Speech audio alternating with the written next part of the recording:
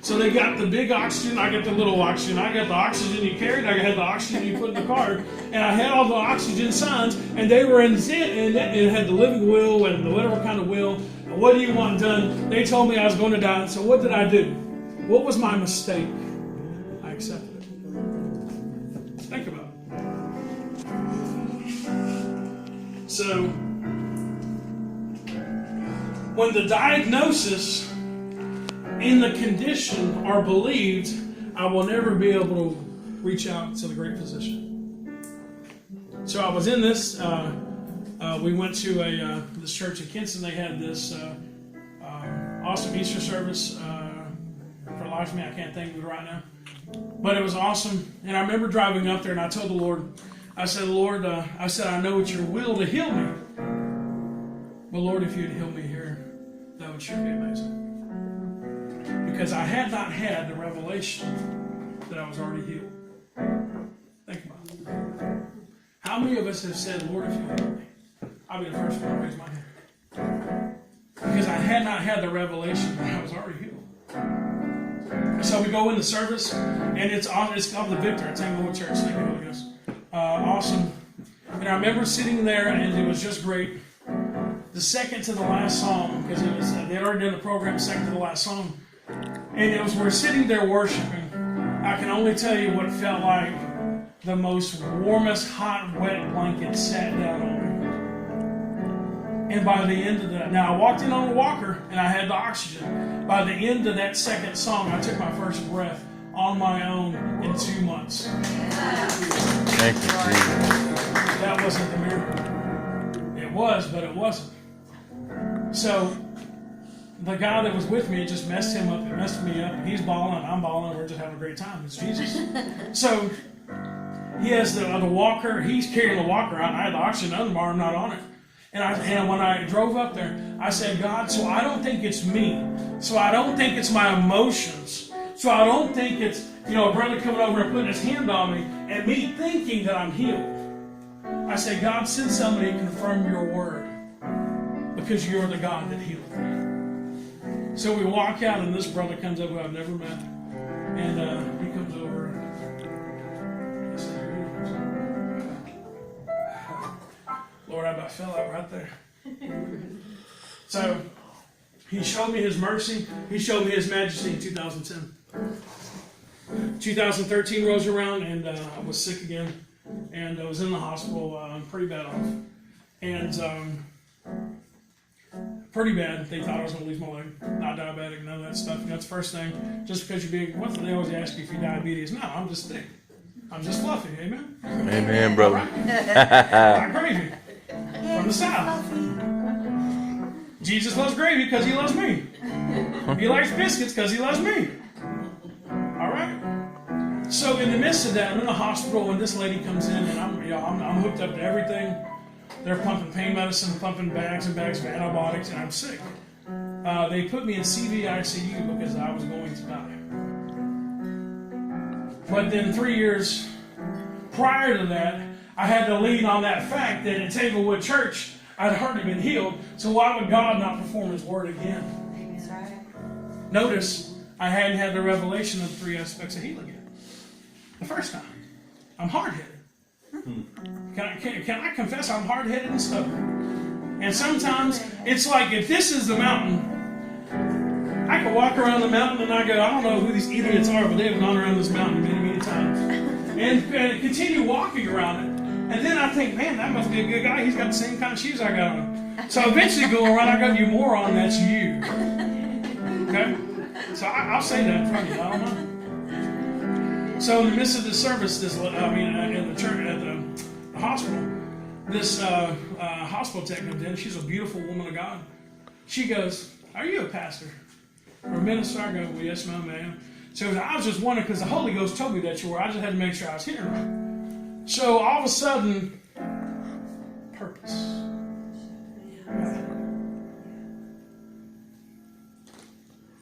Position 2013. 10. Purpose 2013. Revelation of Sonship 2015. So in the midst of the service, I mean, served being in there. She ministered to me, a beautiful woman of God. She goes, I need to tell you something. And in the midst of all that, I'm hooked up to all this stuff and kind of in and out. She goes, the Lord told me to tell you. And she goes, I got to tell you because I'm about to fall down. Not me, her, because I was laying down already. She goes, the Lord said that when you speak everything that He gives you. Don't hold back. Amen.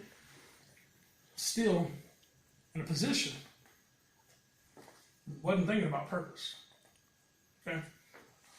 So I'll tell you how that miracle happened. My leg was about the size of this, however big it was, the skin was breaking.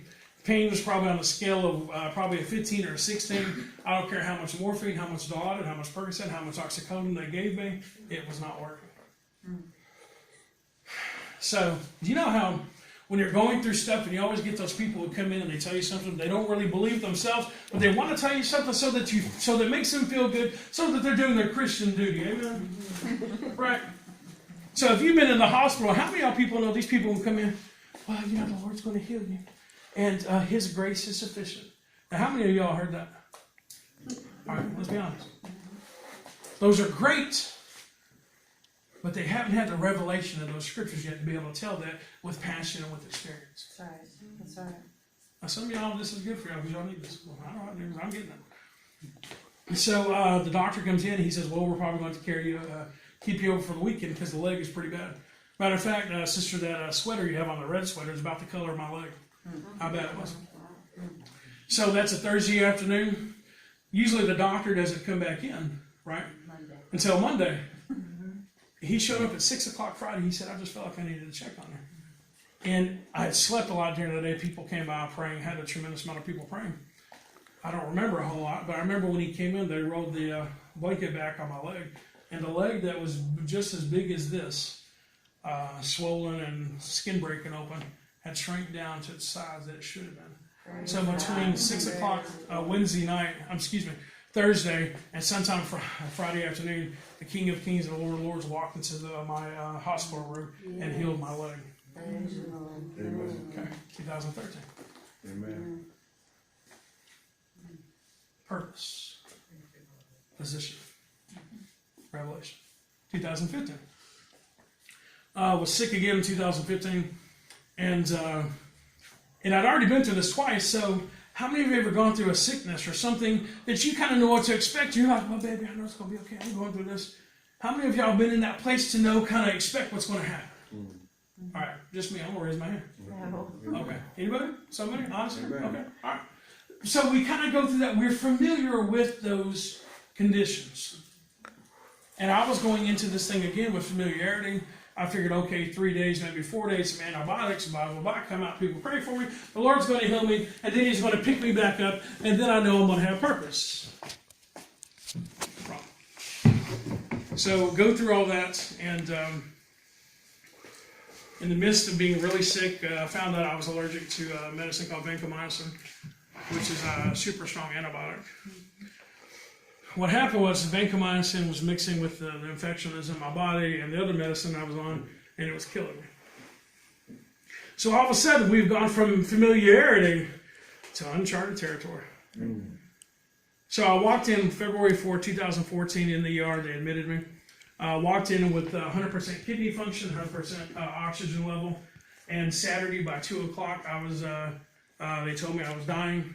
My oxygen level had dropped to 90 over 43 and went in with perfect kidney function. And by 2 p.m. Saturday afternoon, whatever it was, February 7th, my kidneys were down to 15%. So we've gone from familiarity to, if you don't heal me, I'm going to be in a mess.